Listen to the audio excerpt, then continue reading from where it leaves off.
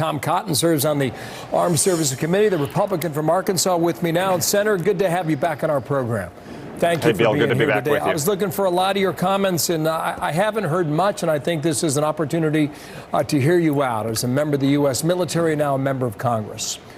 What do you believe we're up against there in northeastern Syria now? Well, Bill, the situation is very complicated in Syria, made more complicated by years of inaction under the Obama administration.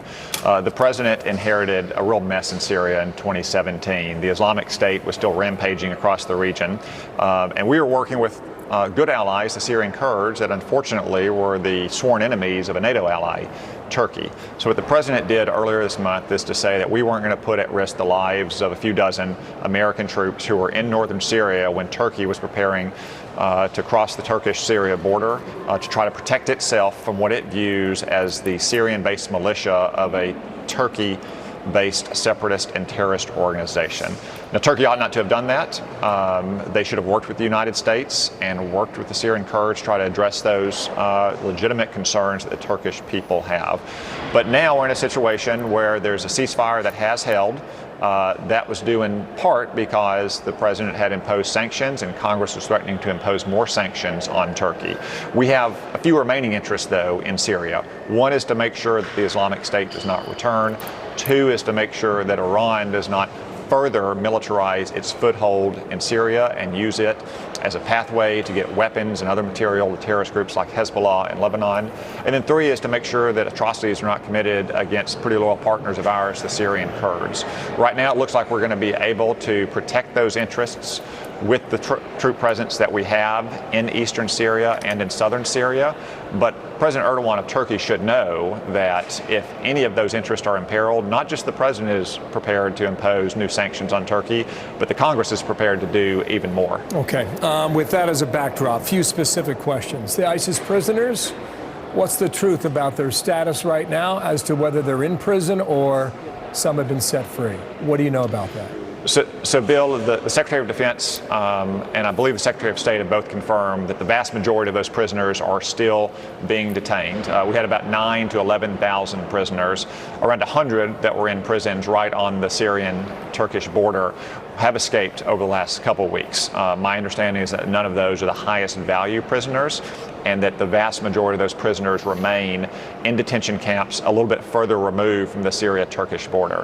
I also know that the president has consulted with General Mazloum, the commander of the Syrian Democratic Forces, and has committed to the president that they are going to continue to guard those prisons and that they'll work in consultation with the United States military presence in Syria should that become a strain on their capabilities. What type of U.S. force has been left behind in southern Syria?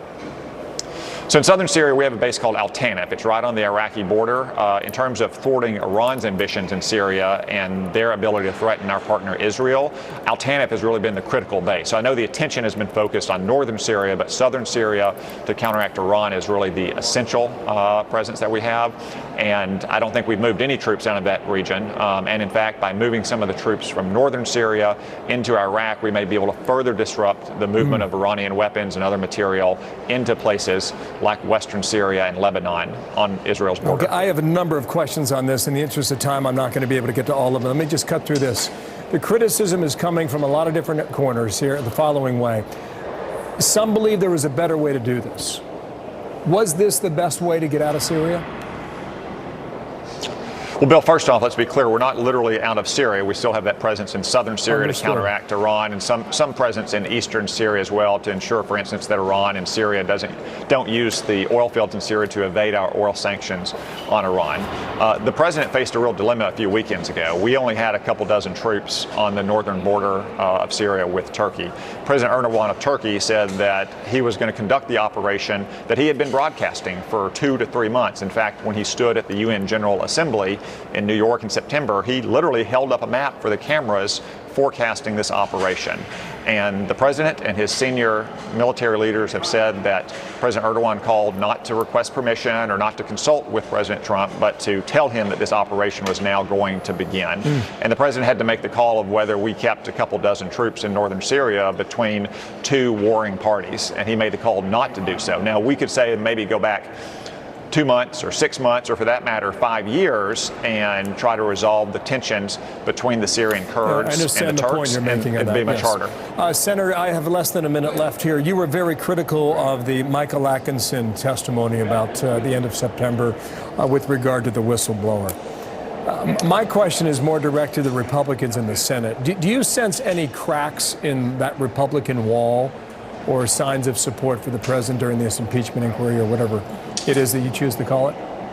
Yeah, no, Bill, I don't right now, because Republicans are pretty united at the kangaroo court that we see in the House of Representatives. I mean, Shifty Adam Schiff is having witnesses come behind closed doors, testify for 10 hours, and then leak out 30 seconds of statements that put the president and his policies in the worst possible light. It'd be nice to know what happened in the other 9 hours and 59 minutes of that testimony. So we're firmly united against the farce that Adam Schiff is running in the House right now. Have you spoken to Senator McConnell about this week? I have. As a matter of fact, we plan to introduce a resolution, perhaps as early as today, condemning the House of Representatives process. There's a clear way to conduct an inquiry like this in front of the public, with the minority having proper rights, with the accused having some basic fairness and due process. That's what happened with Bill Clinton in 1998. It's what happened with Richard Nixon in 1974. The Democrats are not doing that right now because they are so obsessed